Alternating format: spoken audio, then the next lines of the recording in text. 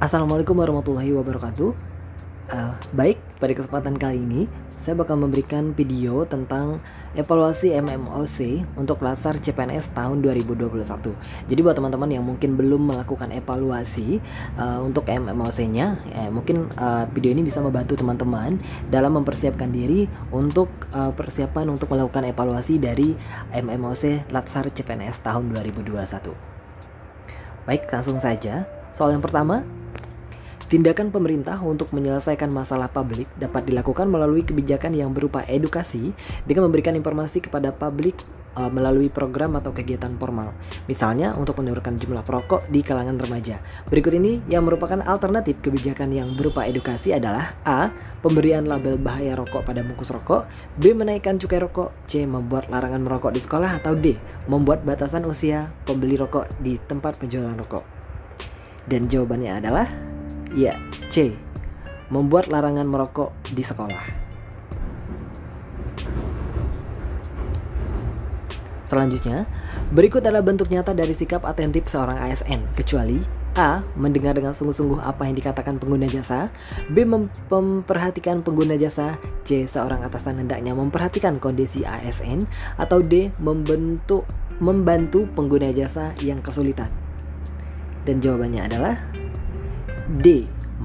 Membantu pengguna jasa yang kesulitan. Selanjutnya, berikut adalah bentuk nyata dari sikap respectful seorang ASN, kecuali A. Mematuhi perintah atasan dan tidak suka membantah, B. Menghargai pendapat dan usul pengguna jasa, C. Seorang atasan hendaknya juga mau mendengar pendapat bawahan, dan D. Mendengar dengan sungguh-sungguh apa yang dikatakan pengguna jasa. Dan jawabannya adalah ya, D. Mendengar dengan sungguh-sungguh apa yang dikatakan pengguna jasa. Selanjutnya, berikut unsur penting dalam pelayanan publik, kecuali A. Organisasi penyelenggara pelayanan publik, B. Penerima layanan, C. Bentuk layanan, atau D. Kepuasan penyelenggara. Ya, benar. Jawabannya adalah C. Bentuk layanan. Selanjutnya,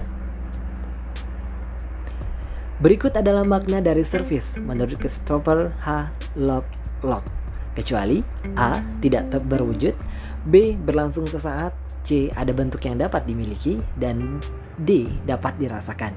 Ingat, kata kuncinya adalah service dan kecuali. Jawabannya adalah ya, benar, C. Ada bentuk yang dapat dimiliki. Selanjutnya, berikut adalah faktor-faktor yang mempengaruhi kualitas pelayanan publik, kecuali A. Kecukupan anggaran, B. Kualitas organisasi penyelenggara, C. Masyarakat, dan D. Birokrat. Jawabannya adalah C. Masyarakat. Kategori tingkat adaptasi negara-negara dalam mendukung WOG melalui penerapan teknologi informasi dapat dilihat dari ketersediaan hal-hal berikut ini, kecuali A. Chief Information Officer, B. Interoperabilitas sektor publik, C. Integrasi pelayanan online, atau D. Portal masing-masing kementerian dan lembaga. Jawabannya adalah D. Portal masing-masing kementerian dan lembaga. Kedelapan, pendekatan WOG dapat dilihat dan dibedakan berdasarkan perbedaan kategori hubungan antara kelembagaan yang terlibat secara kontinum, mulai dari yang parsial sampai dengan yang penuh, adalah sebagai berikut. A. Koordinasi, integrasi, kedekatan, dan pelibatan, B. Koordinasi, kedekatan, dan pelibatan, integrasi, C. Integrasi, kedekatan, dan pelibatan, koordinasi, atau D. Kedekatan dan pelibatan, koordinasi, dan integrasi. Jawabannya adalah ya, A. Koordinasi, integrasi, kedekatan, dan pelibatan. 9. Di Australia, WOG dimotori oleh Australian Public Service. Dalam laporannya berjudul A. Connecting Government, B. Join Up Government, C. Integrate Government, atau D. Good Government.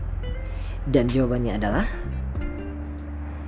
ya, A. Connecting Government. Ide WOG dalam mengintegrasikan sektor-sektor ke dalam satu cara pandang dan sistem diperkenalkan pertama kali oleh tokoh politik. A. Barack Obama, B. Tony Blair, C. Angela Merkel, atau D. Kevin Rudd?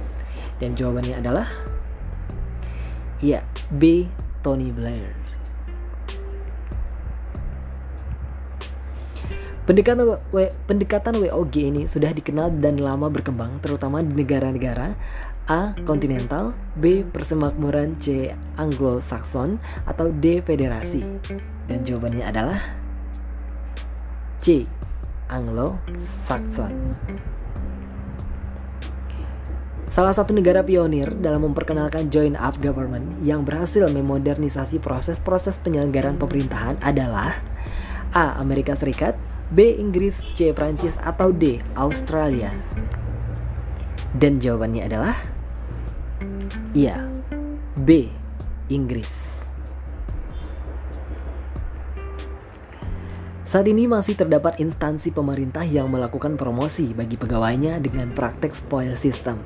Berikut ini merupakan bentuk dari spoil system, kecuali A. memilih berdasarkan afiliasi politik, B. menggunakan tools assessment tertentu, C. memberikan promosi tanpa indikator yang jelas, atau D. kurang jelasnya akses informasi mengenai promosi. Dan jawabannya adalah ya, B. menggunakan tools assessment tertentu. Berikut ini bukan merupakan strategi manajemen ASN dalam menerjemahkan konsep sistem merit adalah A. Open recruitment, B. Talent management, C. Peer assessment, atau D. Spoil system. Jawabannya adalah D. Spoil system. Kegiatan dalam rangka pemenuhan kebutuhan pelayanan sesuai peraturan perundang-undangan bagi setiap warga negara dan penduduk atas barang, jasa, dan atau pelayanan administratif untuk mencapai kepuasan pelanggan disebut juga dengan A. Kebijakan publik, B. Pelayanan publik, C. Standar pelayanan, atau D. Standar operasional prosedur. Ya, jawabannya adalah B. Pelayanan publik. Pegawai yang diangkat sebagai pegawai dengan perjanjian kerja oleh pejabat pembina kepegawaian sesuai dengan kebutuhan instansi pemerintah dan ketentuan undang-undang adalah A. P3K, B. PNS, C. ASN, atau D. Honorer. Ya, dan jawabannya adalah A. P3K.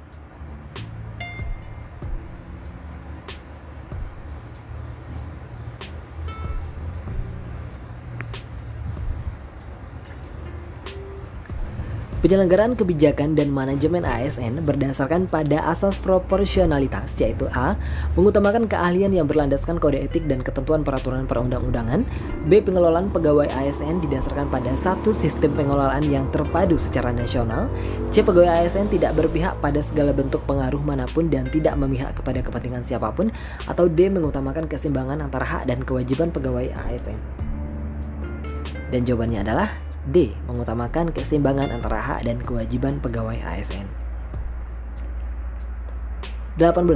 Pengelolaan ASN untuk menghasilkan pegawai ASN yang profesional, memiliki nilai dasar, etika profesi, bebas dari intervensi politik, bersih dari praktik korupsi, kolusi, dan nepotisme disebut dengan A. Manajemen ASN, B. Seleksi ASN, C. Profesi ASN, atau D. Perjanjian kerja ASN.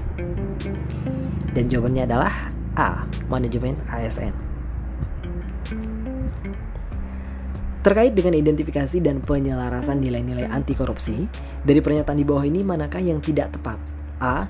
Menentukan skala prioritas atau mendapat nilai-nilai anti korupsi yang paling inti akan memudahkan untuk implementasinya. B. Jika nilai-nilai inti telah dilaksanakan, maka nilai-nilai anti korupsi lainnya akan sekaligus telah dilaksanakan pula. C. 9 nilai dasar anti korupsi tidak dapat digabung-gabungkan karena akan menghilangkan kesempurnaan pelaksanaannya. Atau D. Memutuskan 3 nilai dasar anti korupsi yang paling signifikan akan membuat proses internalisasinya lebih terfokus. Dan jawabannya adalah benar, C. 9 nilai dasar anti korupsi tidak dapat digabung-gabungkan karena akan menghilangkan kesempurnaan dari pelaksanaannya. Dari pernyataan di bawah ini, manakah yang bertentangan dengan konsep spiritual accountability? A. Spiritual accountability yang baik akan menghasilkan niat baik, kemudian niat baik akan mendorong untuk menghasilkan visi dan misi yang baik dan diterjemahkan menjadi usaha dan hasil terbaik. B. Spiritual accountability yang baik tidak menjamin untuk menghasilkan public accountability yang baik. C. Spiritual accountability akan membuat manusia untuk selalu ingat pada tujuan hidup dan kesadaran bahwa hidupnya harus dipertanggungjawabkan. Atau D. Kualitas spiritual accountability yang baik secara otomatis. Dan jawabannya adalah B. Spiritual accountability yang baik tidak menjamin untuk menghasilkan public accountability yang baik. Selanjutnya, dalam Undang-Undang Nomor 31 Tahun 1999 dan Undang-Undang Nomor 21 Tahun 2001 dijelaskan bentuk-bentuk atau jenis korupsi. Seseorang memberikan sejumlah uang kepada pejabat yang berwenang agar nantinya mendapatkan proyek dikategorikan sebagai A. Kerugian keuangan negara, B. Perbuatan curang, C. Penyuapan, atau D. Gratifikasi. Ya, jawabannya adalah C. Penyuapan. Dalam Undang-Undang Nomor 31 Tahun 1999, Undang-Undang Nomor 21 Tahun 2001 dijelaskan bentuk-bentuk atau jenis korupsi memaksa seseorang memberikan sesuatu, membayar atau menerima bayaran dengan potongan atau untuk mengerjakan sesuatu bagi dirinya sendiri. Disebut dengan A. Pemerasan, B. Gratifikasi, C. Benturan kepentingan dalam pengadaan, atau D. Perbuatan curang. Jawabannya adalah A. Pemerasan.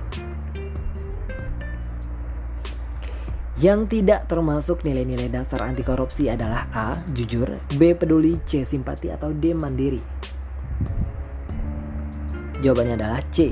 Simpati. Dalam Undang-Undang Nomor 31 Tahun 1999, Undang-Undang Nomor 21 Tahun 2001 dijelaskan bentuk-bentuk atau jenis korupsi. Seseorang yang menerima hadiah karena jabatannya dikategorikan sebagai A. Kerugian keuangan negara, B. Penyuapan, C. Gratifikasi, atau D. Perbuatan curang. Ya, benar, C. Gratifikasi. Implementasi strategi pendekatan inovatif dalam memberikan pelayanan kepada publik dimulai dengan A. Menumbuhkan kesadaran pegawai akan pentingnya menghargai inovasi, B. Menyediakan fasilitas yang memadai, C. Memberikan contoh dan keteladanan, atau D. Menciptakan lingkungan yang kondusif. Dan jawabannya adalah A. Menumbuhkan kesadaran pegawai akan pentingnya menghargai inovasi. Baik, mungkin itu dulu untuk di evaluasi MMOC part 1. Nantikan di video selanjutnya di part 2 untuk lanjutan evaluasi MMOC Latsar CPNS tahun 2021. Terima kasih.